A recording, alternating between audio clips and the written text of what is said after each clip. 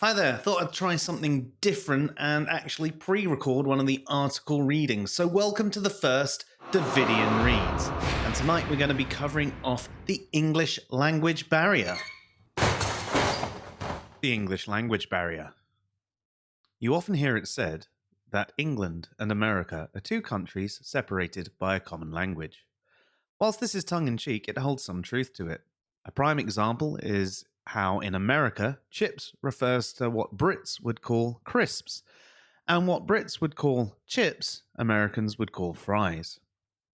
We have fries over here too. It's just that the French fry is a specific kind of chip, a subcategory, if you will. Using language is one way we communicate with each other. But what is communication? Communication is how we convey our thoughts, ideas, emotions, plans, and other information to one another. Our use of language can help us do that and is hopefully an effective way. What we need to understand is the language of the person we are talking to. It may be the same base, but there could be significant differences. This is a problem because most people seem to think they are being clear with their language because they understand what they are saying, and perhaps their friends understand them too. So clearly, you are the idiot if you don't understand them. To refer back to the chips example, it's even more complicated than that in the UK alone.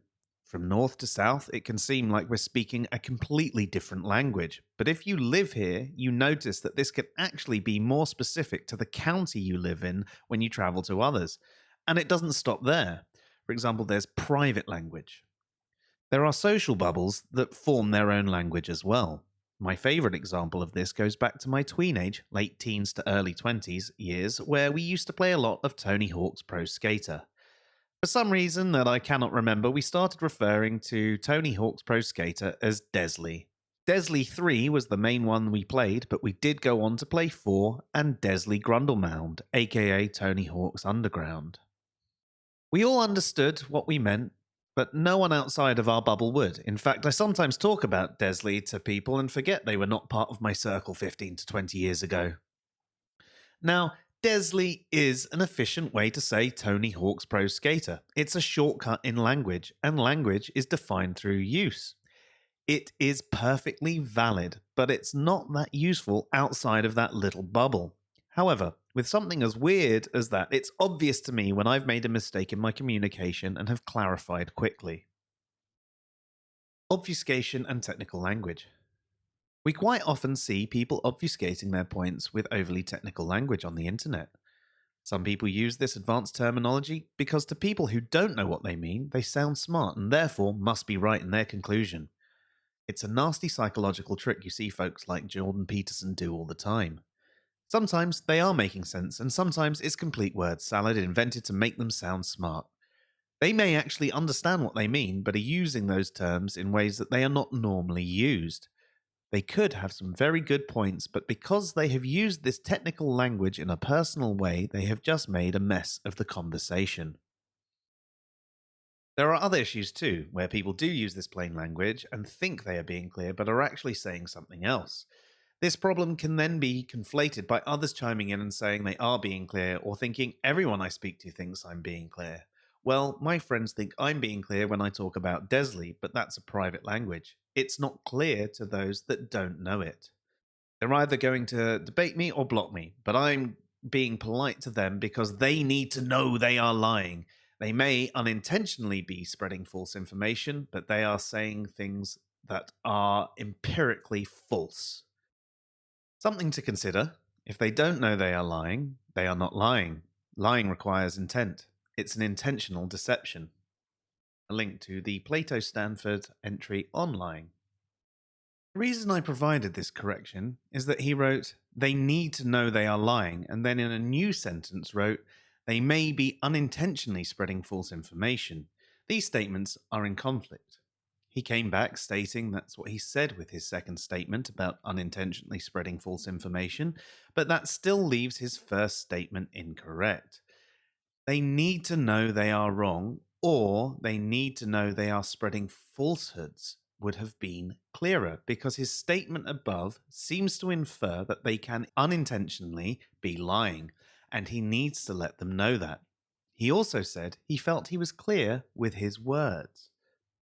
Isn't that what I said? In the comment above, I said they may be unintentionally spreading false information. I called that all the time because that's not a lie. Just like being delusional is not being crazy. I usually try to be careful with my words. Fair. If that's what you meant, then I'll accept that, but it didn't come across that way. As for the delusional point, if you're accusing someone of being delusional, you're essentially accusing them of mental illness, intentionally or not. To save argument, I simply accepted he meant that and said that it didn't come across that way, though did address the point that keeps coming up on the internet about religious people being delusional. So, there are problems with using delusional to refer to the religious. There is a difference between being deluded and being delusional, much like you could say there's a difference between feeling depressed and suffering from depression. The one problem here is it's not clear if the depressed person suffers from depression, and stating that they feel really low would be clearer, just like there are better words than deluded due to the link to delusional. I had a conversation about this recently on Reddit where someone was questioning why religion wasn't considered a delusion and saying that the DSM should change the definition of delusional to include religious people. I suggested that if he knew anyone in mental health, he should actually speak about their patients who suffer delusions and have the disorder versus the average religious person. See, I think there's a difference between being deluded, especially in the colloquial sense, and suffering delusions. If you're deluded, you're simply not believing something in the face of evidence, but that's not delusional in the mental health sense. Terms like misled, mistaken, naive, ignorant, etc., are probably more appropriate. It makes no sense to include holding false or unjustified beliefs as a mental illness.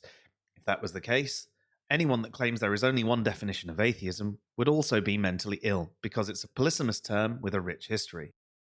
The funny thing is, from my previous conversation, the gentleman in question felt that he tried to be careful with his words. Yet, in his example, delusional is not being crazy, it showed that he used language in an atypical way to how it was defined in the field of psychology. Not that psychologists would typically use the term crazy, as it's an insulting term, but we can infer he meant mentally ill. Now, I understand colloquialism.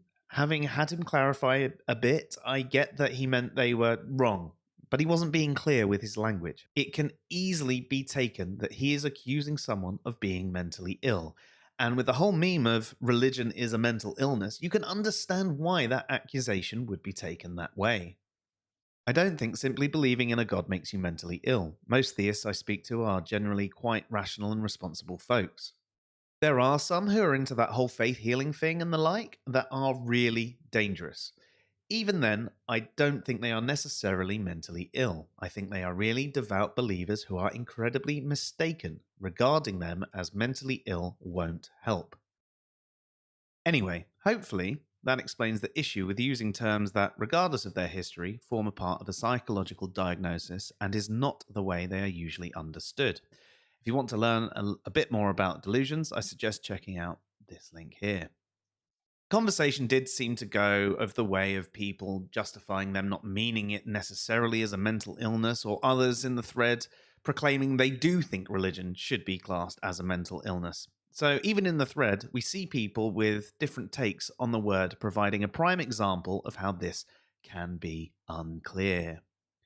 The person in question, however, responded like this. I believe it's about the clearest you can possibly say it, but I understand if you personally don't see it that way. Everyone else I've ever spoken that phrase to thinks it's worded perfectly. I also understand your second claim and feel that it's 100% false. Care to discuss? We see again the perception of one's own clarity. It's natural. We all do it. So this isn't a jab at him or anything. It's explaining how we can be unclear. You can see, though, he's fueled by everyone else I've ever spoken that phrase to thinks it's worded perfectly. Hopefully, I've explained why the statement was unclear. Also, from some of the responses he got, it seemed that they too thought he meant that you could unintentionally lie. For example, Lying doesn't need intent. If they ignore factual correction with evidence, that's on them. Were you trying to give an example with your response? If so, well played. If not, read the link. It was quite amusing that I had provided quite a lengthy analysis online from SEP, though you could easily get any dictionary definition that shows you need intent to actually be lying. Lie, an intentionally false statement. I took up his offer to discuss and started explaining how his statement was unclear, to which he responded that I didn't understand what he meant. He was talking about verbal communication. So for someone that feels they are clear with their language, they are again being unclear. Sure, when you said they need to know they are lying, even though you spoke about unintentional falsehoods after, the first bit was still not clear, because there's a difference between spreading falsehoods you believe true and spreading falsehoods you know are false. I don't think you understand. When I ask if you care to discuss, I meant speak. There's a disconnect here, and I want to assume you're being honest, so I'd like to speak and try and resolve the disconnect. If you don't want to, that's okay, but I see no room for progress via text. The main issue, apart from lack of clarity, is his instant "I don't think you understand." He's right. I didn't understand. His method of communication here seemed like I should have known he meant speech when he said discuss. We were already having a discussion on Twitter, a microblogging and discussion platform. There was no way for me to know he meant verbal communication as he was not specific. He was not clear. He could have easily phrased it as, "Sorry, I misspoke. By discuss, I meant a verbal chat." It would have seemed like someone who was at least some way open to the fact that maybe they're not as clear as they thought they were. I was unsure of their intents here, but I do agree verbal chat can sometimes be clearer, even if my ADHD can make following hard sometimes. I did have to decline due to the time, but said he could come on a future free for all stream or just a private Discord chat, but we have yet to engage further. Common use. Whilst I mentioned that all language is defined through use and have said a number of times before that any definition of a word is valid, it doesn't always make it useful. Desley has a very specific use in our circle, but it has no use for the wider world to understand us. That is true for any word. If you want to define knowledge as a four-wheeled road vehicle that is powered by an engine and is able to carry a small number of people, and you say you have knowledge, that's fine, but you'd probably be describing what others would call a car, and therefore you're not going to be easily understood. Some use of language catches on, though. The broadening of terminology. Let's pretend for a moment that Desley catches on. Everyone is now using Desley to refer to the Tony Hawk's games. What happens when people start broadening the terminology? What if Desley suddenly means any skate game? We actually see this happening. In the UK, we tend to call all vacuum cleaners Hoovers, even though that was once just a brand. I didn't actually know they were not called Hoovers till I travelled to America, and no one knew what I was talking about. We do the same with rolling papers. They all get referred to as Rizla, which again is a brand of rolling paper. But what about when these terms start to become even broader? Let's imagine Desley now starts to become all board sports, so it will include things like snowboarding and wakeboarding. That would be like using Hoover to also include things like broom and mop. This would still be valid because this is how language works, but it's less clear what people are talking about. We can no longer infer that they are talking about Tony Hawk's or even skating. All we can infer is they are talking about some form of board sport.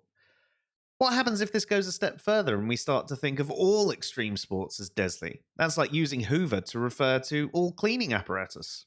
Again, this is still valid use, but we've gone from Desley being a shorthand way of saying Tony Hawk's Pro Skater to now being used to a catch-all for extreme sports, which is already a catch-all.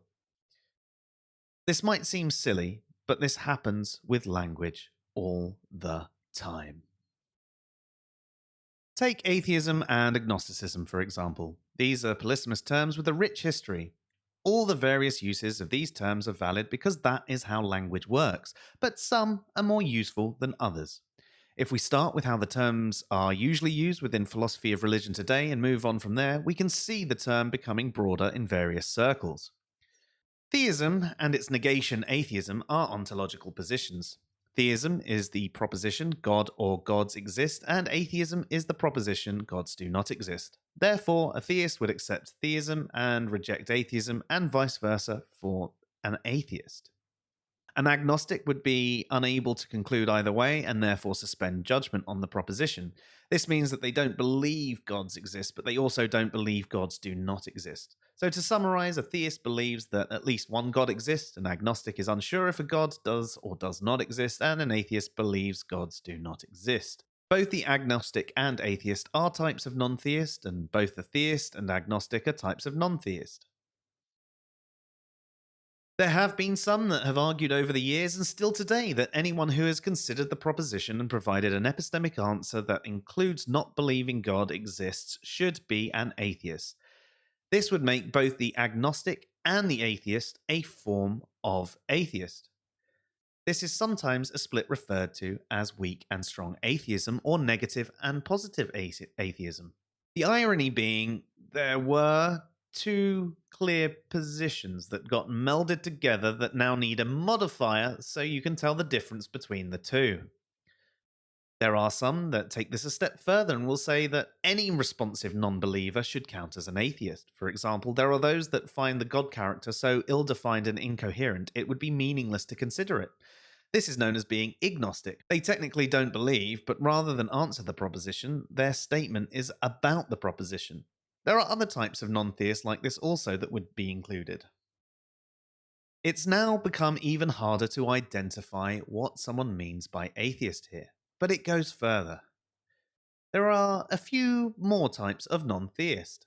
There are those that are completely absent of belief that a god exists or any state in regard to the proposition. This is either because they have never been introduced to the concept or because they are infants. An infant's mind is not developed enough to consider the proposition of God's existence nor hold any belief position in regard to it. We're now at the point where the entire set of non theists are regarded as atheists. We can no longer accurately infer anything about their position other than an absence of belief in deities.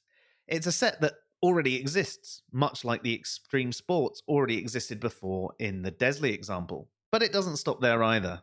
Some folks think that anything with a brain that doesn't believe in gods is an atheist, and will assert that all animals are atheists. How they know animals don't hold those beliefs is a mystery, but it's probably a fair assumption. This is semantics being used as propaganda. I am an atheist since birth. That most people are not does not mean that it's not the default. All animals are born atheist. It's indoctrination that changes that. You think that's absurd? Well, it doesn't stop there. Some people take things further and state not only non theist and animals are atheists, but anything in the set of not able to be a theist is atheist too. That means rocks, viruses, buildings, books, vegetables, etc. are all atheist. We now have a set that's so broad that the word atheist has lost pretty much all its power. It's pretty useless in discussion, and you have to caveat it so much to explain your specific position. And here we have the quite famous Aaron Ra claiming that rocks are atheist. The word atheist is used by so many people in so many different ways that we can no longer infer what someone means and have to constantly stipulate our use. You then have people that claim certain definitions are wrong and that there is only one definition. What used to be a label that clearly explains someone's position on the topic is now incredibly muddy and often gets hung up on a semantic battle over what the word means instead of focusing on the actual topic you wanted to discuss. So, in summary, we can see that a common language can be a problem. There is often a language barrier we don't realize is there. We all think we are being clear, especially when speaking our first language to someone that is speaking their first language. But unless we are open to the fact that we might not actually be speaking the same dialect, or that what is clear inside our heads might not be as clear as we think to others, then we have made it hard to overcome the barrier and communicate effectively. The purpose of this article was to address the hidden language barrier within English-speaking tongues, e.g., the English you are speaking may not be the same English as someone else.